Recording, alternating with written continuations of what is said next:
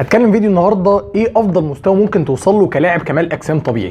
طبعا الموضوع ده هيكون عن طريق ان انا هوريكم مستويات اللعيبه اللي بتلعب بطولات كمال اجسام بشكل طبيعي، وطبعا البطولات دي هتوريك انت ايه افضل مستوى ممكن توصل له. هيجي طبعا حد دلوقتي يقعد يقول لي طب ما الناس دي افضل جينات ممكنه فبالتالي قدروا يوصلوا للمستويات دي. هقول لك ايوه الكلام ده نسبيا صح، فعشان كده في اخر الفيديو هوريكم ايه المستوى اللي انت ممكن توصل له كلاعب طبيعي حتى لو جيناتك مش احسن حاجه. وده هيكون عن طريق ان انا هوريك اللعيبه اللي ما قبل استخدام المنشطات او الاستيرويدز عامه. واحد دلوقتي هيقول لي طب الناس دي كانت جيناتها حلوه جدا. هقول لك ايوه الكلام اللي انت بتقوله ده ممكن يكون صح، ولكن في نفس الوقت في حاجه هم ما كانش عندهم نفس المعلومات اللي عندنا دلوقتي، فبالتالي حاجه تشيل حاجه. نقطه مهمه جدا في الاول، انا اي نعم عارف ان انا عملت فيديو اصلا قبل كده قلت فيه ان انت ممكن تزيد كتله عضليه قد ايه قبل كده، وده عن طريق الجدول بتاع العالم للماكدونالدز اللي هو قال ان انت ممكن في اول سنه ليك تزيد كيلو عضلات في كل شهر يعني.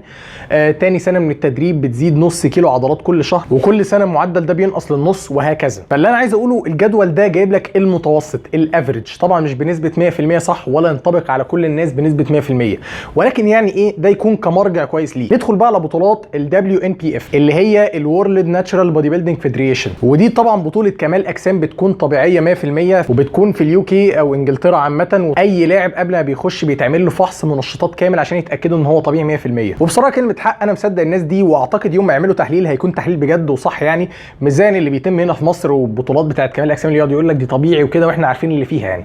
ليه؟ بصراحه انجلترا صعبه قوي تلاقي نصابين. طبعا مش محتاج اقول لك اللاعبين اللي بيخشوا البطولات دي بيكونوا من احسن الجينات، ده غير ان هم اجتهدوا جدا عشان يقدروا يخشوا في البطوله دي، وتلاقيهم اصلا اي حد فيهم بيتمرن بقاله سنين ما لا يقل عن 10 سنين او كده. وبرده لو جيت شفت المستويات اللي في البطولات دي بتلاقي مستويات في المعقول، مش زي مثلا بطولات اولمبيا او كده يعني. بتلاقي اي لعيب الحجم العضلي عنده مش واو قوي زي مثلا بطولات اولمبيا بقى والحاجات دي، وهو اللي بيلعب بطبيعي لازم يكون كده. صعب قوي تكون شخص طبيعي ويكون عندك حجم عضلي كبير قوي وفي نفس الوقت انت جسمك ناشف قوي، لا هي ايه الموضوع تحس فيه تاخد نقطه ونقطه لا، والعكس صحيح. المهم من ضمن اللعيبه اللي بيخشوا في البطولات دي لقيت في لعيب اسمه مارتن اورتس تقريبا. بصراحه الراجل ده مستواه خلاني اقف عنده واقعد اشوف يعني ايه، عايز اشوف الراجل ده وايه حكايته يعني.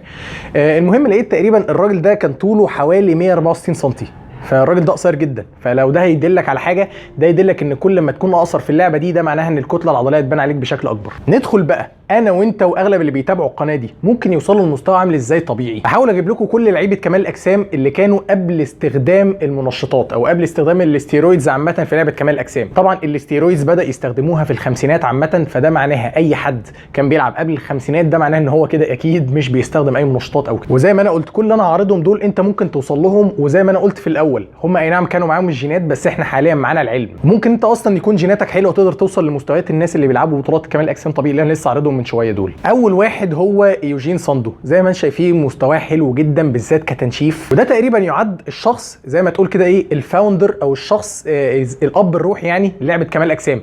مش فاكر الراجل ده تقريبا هو اصلا اللي بدا يمكن تقريبا بطوله اولمبيا او يعني في مهم يعني ايه في بطوله كبيره قوي، او هو اللي اسس مبدا البطولات لكمال الاجسام عامه. تاني واحد جورج، زي ما انت شايفين بصراحه الراجل ما شاء الله قطر يعني، بصراحه مستواه حلو جدا بالذات كحجم عضلي.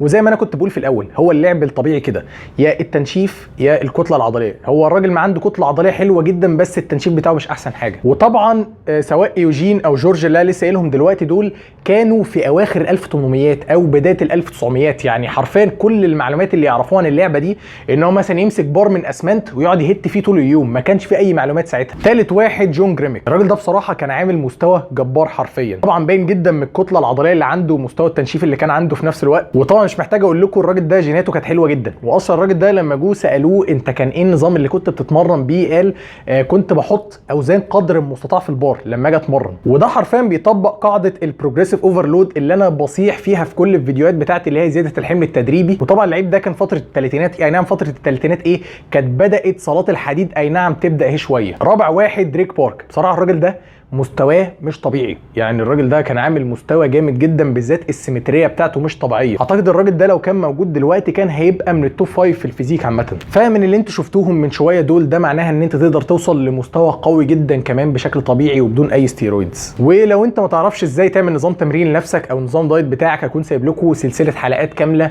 شرح الموضوع ده كله. في الاخر لو اي حد عنده اسئله يقدر يسال تحت في الكومنتات.